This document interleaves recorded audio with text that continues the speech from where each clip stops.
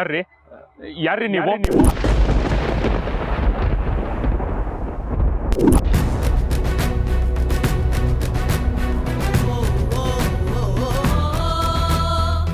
ಈ ಮಣ್ಣಿಗೋಸ್ಕರ ಭಾರತದ ಗಡಿಯಲ್ಲಿ ನೂರಾರು ಜನರನ್ನ ನಿರ್ದಾಕ್ಷಿಣ್ಯವಾಗಿ ಕೊಂದ ವೀರಯ್ಯ ದೇವ, ರಣಕಲ್ ವೀರಯ್ಯ ದೇವ.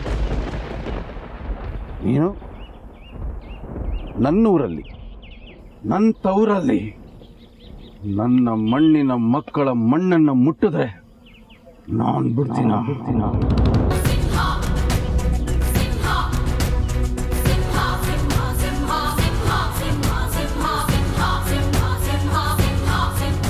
ಬುರುಡೆ ನಿನ್ನ ಮನೆ ಬಾಗ್ಲಲ್ಲಿ ಬಿದ್ದಿರತ್ತೆ. ಹಾ, ನಾನೇನು ಮೋಸ ಮಾಡಕ್ ಬಂದಿಲ್ಲ. ಇವ್ರುಗಳ ಲ್ಯಾಂಡ್ ತಗೋತೀನಿ, ಅದಕ್ಕೆ ದುಡ್ಡು ಕೊಡ್ತೀನಿ. ಇಲ್ಲಿ ಕೂಲ್ ಡ್ರಿಂಕ್ಸ್ ಫ್ಯಾಕ್ಟ್ರಿ ಓಪನ್ ಮಾಡಿ ಇವ್ರುಗಳಿಗೆಲ್ಲ ಕೆಲಸನೂ ಕೊಡ್ತೀನಿ. ಏನು ಕೆಲಸ ಕೊಡ್ತಾನೆ ಅಂತ? ಕೆಲಸ ಏನ್ ರಾಜ ತರ ನೋಡ್ಕೋತೀಯ? ಅವ್ರನ್ನ ನೋಡ್ಕೋತೀಯ? 100 ಕೋಟಿ ನೀನ್ ಬಂಡವಾಳ ಹಾಕ್ತೀಯ, 200 ಜನನ ಗುಲಾಮರ ತರ ಇಟ್ಕೋತೀಯ, ಅದರಿಂದ 1000 ಕೋಟಿ ನೀನ್ ಸಂಪಾದನೆ ಮಾಡ್ತೀಯ.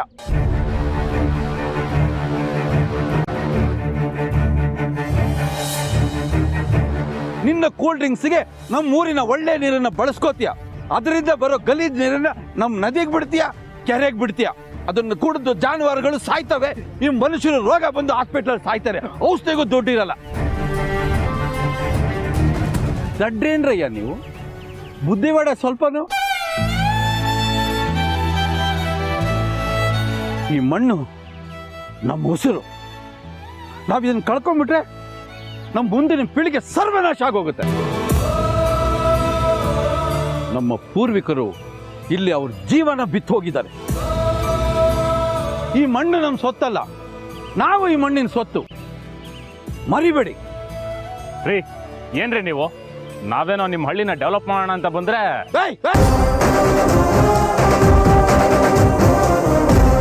ಏನೇ ಏನ್ ಡೆವಲಪ್ ಮಾಡೋದು ನೀನು?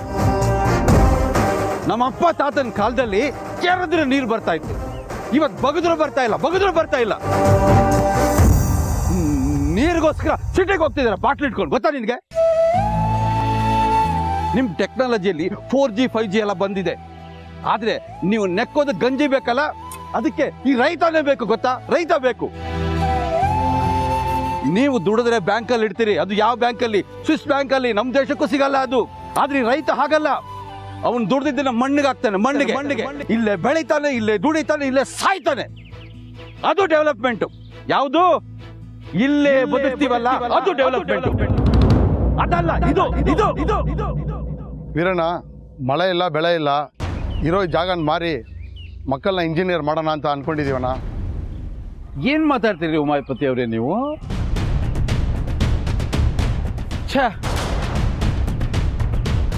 ಎಷ್ಟೋ ಜನ ರೈತರ ಮಕ್ಕಳು ಇಂಜಿನಿಯರಿಂಗ್ ಮಾಡಿಕೊಂಡು ಕೆಲಸ ಇಲ್ಲದೆ ಬೆಂಗಳೂರು ಫುಟ್ಪಾತ್ ಅಲ್ಲಿ ತಳ್ಳೋ ಗಾಡಿಯಲ್ಲಿ ದೋಸೆ ಮಾಡ್ಕೊಂಡು ಜೀವನ ಮಾಡ್ತಿದಾರ್ರಿ. ನಿಮ್ಮ ಮಕ್ಕಳು ಆ ರೀತಿ ಆಗ್ಬೇಕಾ? ಚೆನ್ನಾಗಿ ಯೋಚನೆ ಮಾಡಿ, ಆ ರೀತಿ ಆಗ್ಬೇಕಾ?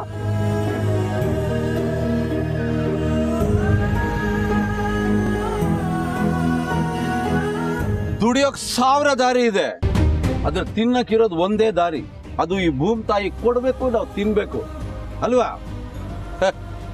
ಎಂತ ವಿಪರ್ಯ ಸರಿ. ತಿನ್ನೋ ಅನ್ನನ ಫುಟ್ಪಾತ್ ಅಲ್ಲಿ ಇಡ್ತಾರೆ, ಮೆಟ್ಕೊಳ್ಳೋ ಚಪ್ಪಲಿನ ಶೋರೂಮ್ ಒಳಗೆ ಇಡ್ತಾರೆ, ಇದಕ್ಕೆ AC ಎಲ್ಲ ಹಾಕ್ತಾರೆ ಅಲ್ವಾ? ಏನ್ರಿ ದೊಡ್ಡ ಮನುಷ್ಯರೇ? ಬೆಳೆಯೋ ಭೂಮಿನ ಇಂಥವ್ರು ಕೊಟ್ಬಿಟ್ಟು ಹೊಟ್ಟೆಗೆ ಮಣ್ಣು ತಿಂತೀರಾ? ತಪ್ಪಾಯ್ತಣ್ಣ, ಇನ್ಮೇಲೆ ನೀವು ಹೇಳ್ದಂಗೆ ನಾವೆಲ್ಲ ಕೇಳ್ತೀವಣ್ಣ.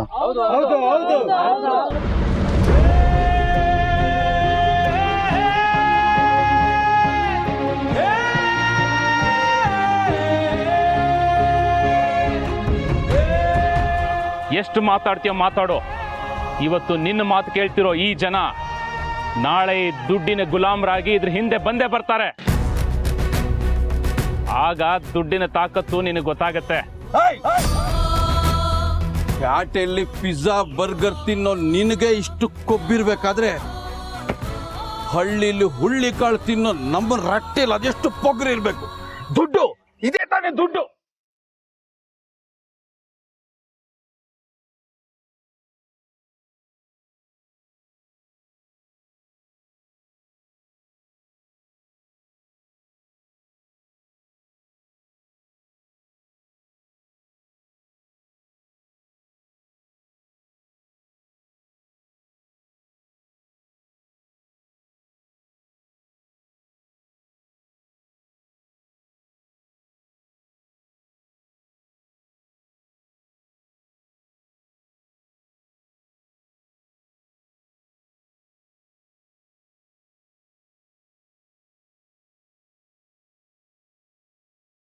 ನೋಡ್ದ್ಯಾ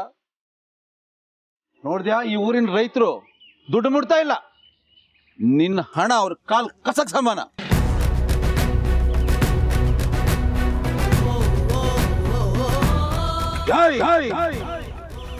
ಒಂದ್ ಮಾತು ಹೇಳ್ತೀನಿ, ನೆನ್ಪಿಟ್ಕೋ, ಈ ಭೂಮಿ ತಾಯಿನ ಪ್ರೀತಿ ಮಾಡಿದ್ರೆ ಅವಳು ಬಾಚ್ ಒಪ್ಕೋತಾಳೆ. ಕೋಪ ಮಾಡ್ಕೊಂಡ್ಲು ಹೊಡ್ದು ಹೊಡ್ಲಿಗೆ ಹಾಕೋತಾಳೆ. ನೆನ್ಪಿಟ್ಕೋ.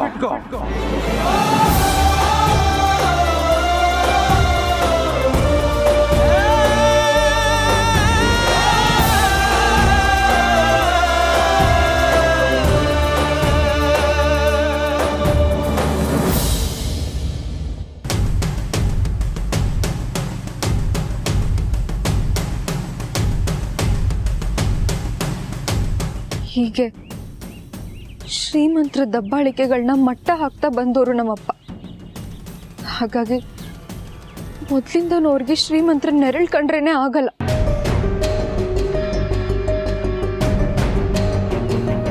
ಶ್ರೀಮಂತರಿಗೆ ಸಂಸ್ಕಾರ ಇರಲ್ಲ, ಗರ್ವ, ದರ್ಪ, ಅವರಿಗೆ ದುಡ್ಡಿನ ಅಹಂಕಾರ ಇರುತ್ತೆ ಅನ್ನೋದು ಅವ್ರ ವಾದ.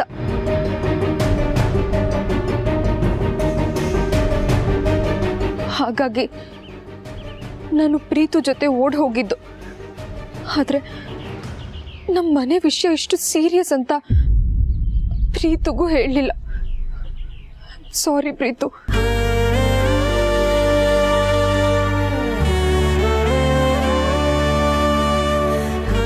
ನೋಡಿ, ನೀವ್ ಅನ್ಕೊಂಡಿರೋ ಹಾಗೆ ಎಲ್ಲಾ ಶ್ರೀಮಂತರು ಇರಲ್ಲ ಅಲ್ವಾ. ಈಗ ನೋಡಿ, ಅರ್ಸನ್ ಕೋಟೆ ಅವ್ರನ್ನ ನೋಡಿದ್ರೆ ನಿಮ್ಗೆ ಹಾಗನ್ಸುತ್ತಾ? ಆದ್ರೆ ನಮ್ಮಪ್ಪನ ದೃಷ್ಟಿಲಿ ಎಲ್ಲ ಶ್ರೀಮಂತರು ಒಂದೇ.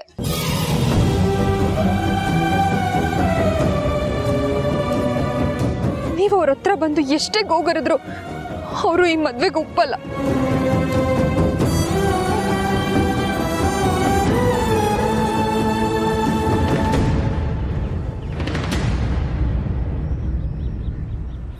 ಜನನಿ, ಅಳ್ಬೇಡ, ಸಮಾಧಾನ ಮಾಡ್ಕೊ ಪ್ಲೀಸ್. ಈಗ ತಾನೇ ಒಂದು ಸಮಸ್ಯೆ ಮುಗೀತು ಅಂತ ಖುಷಿಯಾಗಿದ್ವಿ. ಈಗ ಮತ್ತೊಂದು ಸಮಸ್ಯೆ ಶುರು ಆಯ್ತಲ್ಲ.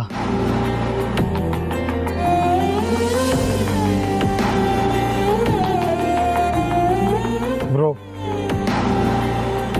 ಎಲ್ಲರನ್ನೂ ಒಪ್ಸಿ ನಮ್ಮ ಮದುವೆ ಆಗಕ್ಕಾಗಲ್ಲ ಅಂತ ನಮ್ಮ ಹಣೆಯಲ್ಲಿ ಬರ್ದಿದೆ ಅನ್ಸುತ್ತೆ.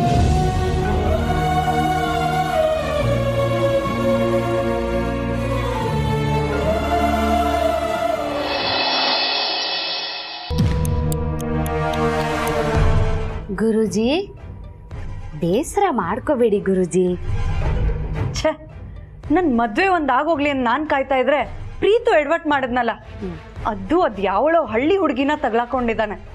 ಬೇರೆ ಯಾರು ಸಿಗ್ಲಿಲ್ವಾ? ನನಗೆ ಯಾಕೋ ಆ ಹುಡುಗಿ ಮೇಲೆ ಡೌಟು ಗುರುಜಿ. ಅವಳು ನೋಡಿದ್ರೆ ಪಾರ್ವತಿ ತಂಗಿ ತರ ಕಾಣಿಸ್ತಾಳೆ. ಏನ್ ಹೇಳ್ತಾ ಇದ್ದೀರಾ? ಅವಳು ಯಾಕೆ ಪಾರ್ವತಿ ತಂಗಿ ಆಗ್ತಾಳೆ? ತಂಗಿ ಅಂದ್ರೆ ಸ್ವಂತ ತಂಗಿ ಅಲ್ಲ ಗುರುಜಿ. ಅವಳು ಲೋಟ, ಹಾವ, ಭಾವ, ನಡೆ, ನುಡಿನೆಲ್ಲ ಗಮನಿಸಿದ್ರೆ ಪಾರ್ವತಿ ತರನೇ ಅತಿಯಾಗಿ ಆಡ್ತಾಳೆ ಅಂತ ಅನ್ಸಲ್ವಾ ಗುರುಜಿ? ನನ್ಗನ್ನಿಸ್ತಾ ಇದೆ ಆ ಹುಡುಗಿನ ಪ್ರೀತು ಹಿಂದೆ ಛೂ ಬಿಟ್ಟು ಈ ಇಡೀ ಆಸ್ತಿನ ಹೊಡ್ಕೋಬೇಕು ಅಂತ ಪಾರ್ವತಿನೇ ಯಾಕೆ ಪ್ಲಾನ್ ಮಾಡಿರಬಾರ್ದು? ಇದ್ರ ಬಗ್ಗೆ ನಿಮ್ಮ ಅಭಿಪ್ರಾಯ ಏನು ಗುರುಜಿ? ಓವರ್ ಆಗಿ ಆಡೋದು ಪಾರ್ವತಿ ಅಲ್ಲ, ನೀವು. ನಾನೇನೋ ಯೋಚನೆ ಮಾಡ್ತಿದ್ರೆ ನೀವೇನೋ ಮಾತಾಡ್ತಿದ್ದೀರಲ್ಲ. ನಿಮ್ ದೂರಾಲೋಚನೆ ಏನು ಗುರುಜಿ? ಇವ್ರುಗಳು ಮಾಡೋ ಎಡವಟ್ಟಿಂದ ಎಲ್ಲಿ ಫಿಕ್ಸ್ ಆಗಿರೋ ನನ್ನ ಮದ್ವೆಗೆ ಎಫೆಕ್ಟ್ ಆಗುತ್ತೋ ಅನ್ನಿಸ್ತಿದೆ. ಥಿಂಕಿಂಗು ಕರೆಕ್ಟ್ ಗುರುಜಿ. ಈ ಪ್ರೀತು ಯಾರನ್ನಾದ್ರೂ ಮದ್ವೆ ಆಗ್ಲಿ, ನಂಗೇನಾಗಬೇಕು? ಒಟ್ನಲ್ಲಿ ನನ್ನ ಮದ್ವೆ ಫಿಕ್ಸ್ ಆಗಿರೋ ಮುಹೂರ್ತದಲ್ಲೇ ಆಗ್ಬೇಕು. ಈಗ ಯಾಕೋ ನಿಮ್ ಥಿಂಕಿಂಗು ರಾಂಗ್ ಅನ್ನಿಸ್ತಾ ಇದೆ. ಏನ್ ಹೇಳ್ತಾ ಇದ್ದೀರಾ? ಈಗ ಆಗ್ತಾ ಇರೋ ಬೆಳವಣಿಗೆಗಳನ್ನ ನೋಡ್ತಾ ಇದ್ರೆ ನಿಮ್ ಮದ್ವೆಗೆ ಏನಾದ್ರೂ ವಿಘ್ನ ಬರುತ್ತೆ ಅಂತ ನನಗನ್ನಿಸ್ತಾ ಇದೆ. ಅದ್ರಲ್ಲಿ ಅಕ್ಕ ಬೇರೆ ಅವ್ರ ತಾಳಕ್ ತಕ್ಕಂಗ್ ಕುಣಿತಾ ಇದ್ದಾರೆ. ಅವ್ರು ಯಾರ್ ತಾಳಕ್ ಕುಣಿದ್ರು ನನ್ ಗಾಳಕ್ಕೆ ಬೀಳ್ಲೇಬೇಕು. ಯಾವುದೇ ಕಾರಣಕ್ಕೂ ನನ್ ಮದ್ವೆ ನಿಲ್ಬಾರ್ದು. ನಡೆಯತ್ತೆ, ನಡ್ದೇ ನಡೆಯತ್ತೆ.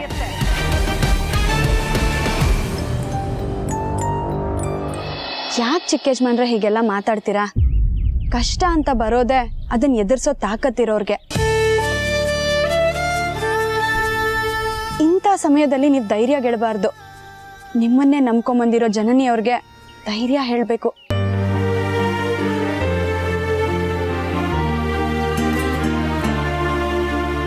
ಯೋಚನೆ ಮಾಡಬೇಡಿ, ನಿಮ್ಮ ಜೊತೆ ನಾವಿದ್ದೀವಿ.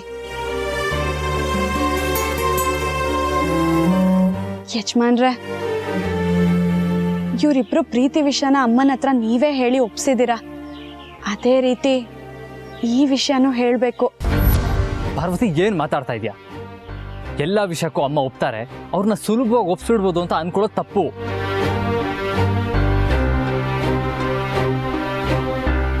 ಈಗ ತಾನೇ ದಿಶಾ ಜೊತೆ ಫಿಕ್ಸ್ ಆಗಿರೋ ಮದುವೆ ಮುರಿದು ಜನನಿ ಮನೆಯವ್ರು ಒಪ್ಪಿದ್ರೆ ಮಾತ್ರ ಈ ಮದುವೆ ಅಂತ ಕಡ್ಡಿ ತುಂಡು ಮಾಡ್ದಾಗ ಹೇಳಿದ್ದಾರೆ. ಅಂಥದ್ರಲ್ಲಿ ಈ ವಿಷಯನ ನಾನು ಅಮ್ಮಂಗೆ ಹೇಳೋದ? ಚಾನ್ಸೇ ಇಲ್ಲ.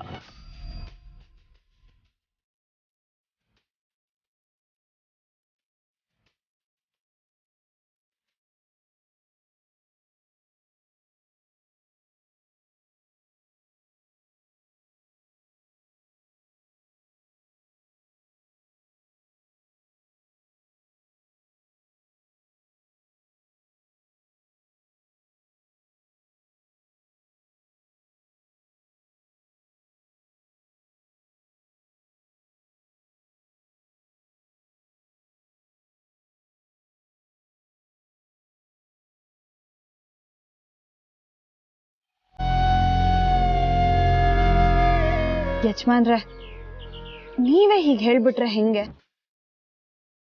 ಕಷ್ಟದಲ್ಲಿ ಚಿಕ್ಕ ಯಜಮಾನ್ರಿಗೆ ಸಹಾಯ ಮಾಡಿ ಅಂತ ದೊಡ್ಡ ಸಮಸ್ಯೆನೇ ಬಗೆಹರಿಸಿದ್ದೀರಾ.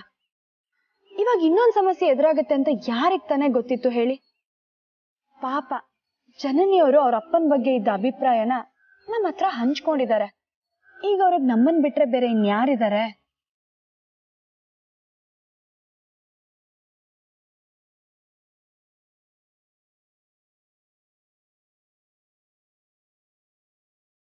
ಅರ್ಥ ಮಾಡ್ಕೊಳ್ಳಿ ಯಜಮಾನ್ರೆ.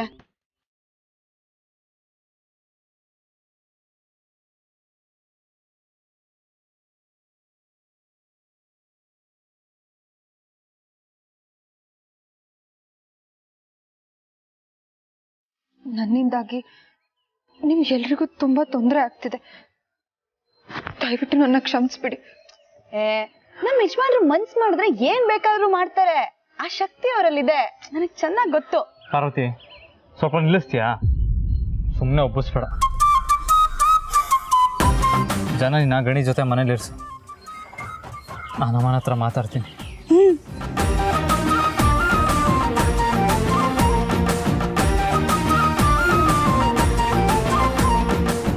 ಏನು ಯೋಚನೆ ಮಾಡಬೇಡಿ, ಎಲ್ಲ ಒಳ್ಳೇದಾಗತ್ತೆ.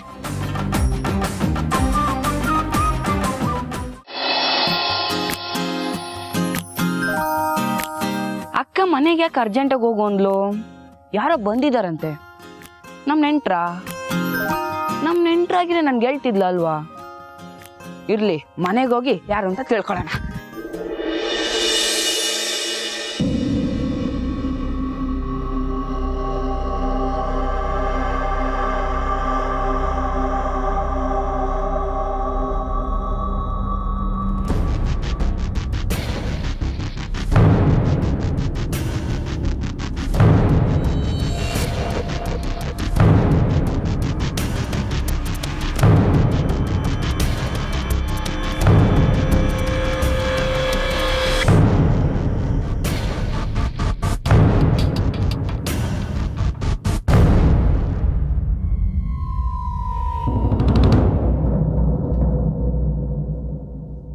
ಮೇಡಮ್, ತಗೊಳ್ಳಿ, ಊಟ ಮಾಡಿ.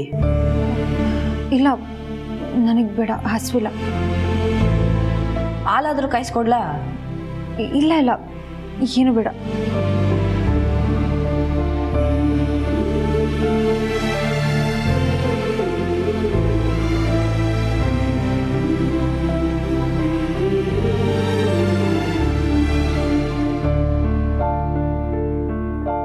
ಈ ಮೇಡಮ್ ಯಾರು? ನಮ್ಮ ಅಕ್ಕ ಇವ್ರನ್ನ ಕಿಲ್ಲು ಉಳಿಸ್ಕೊಂಡಿದ್ದಾಳೆ. ನಂಗಂತೂ ಒಂದು ಗೊತ್ತಾಗ್ತಿಲ್ಲಪ್ಪ. ಕಂಡಿಡಿಯೋಣ.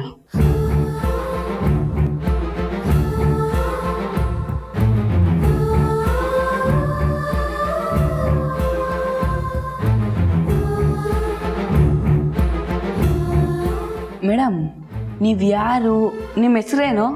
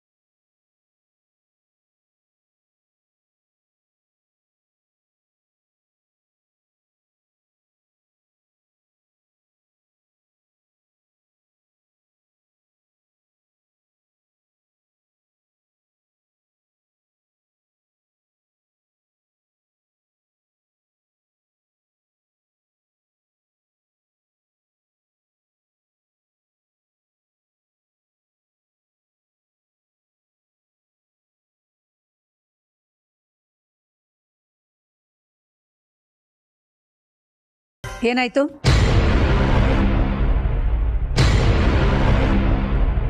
ಯಾಕೆ ನೀವಿಬ್ರು ಒಂಥರ ಇದ್ದೀರಾ?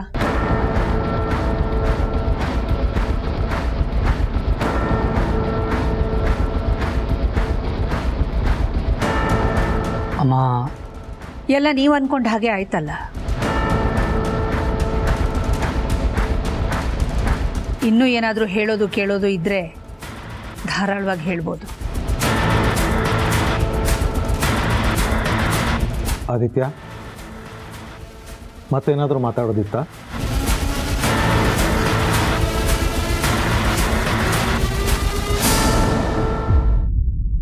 ಅಮ್ಮ, ಜನನಿ ಮನೇಲಿ ಈ ಮದುವೆ ಒಪ್ಪಿಗೆ ಕೊಡಲ್ವಂತೆ.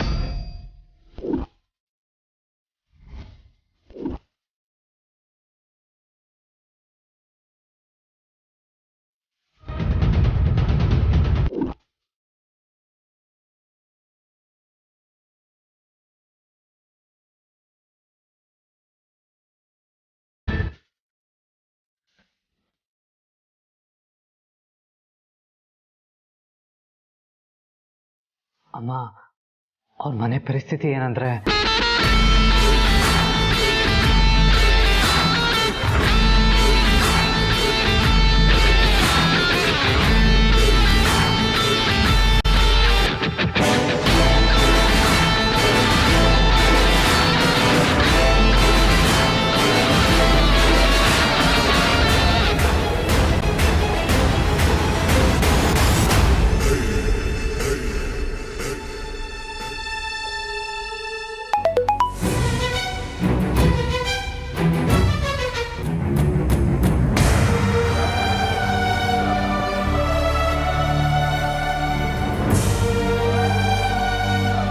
ಇವ್ರಂತೂ ನನ್ನ ಜೊತೆ ಮಾತಾಡೋಂಗೆ ಕಾಣಿಸಲ್ಲ. ಟಿವಿನಾದ್ರೂ ನೋಡ್ತೀನಿ ನಾನು.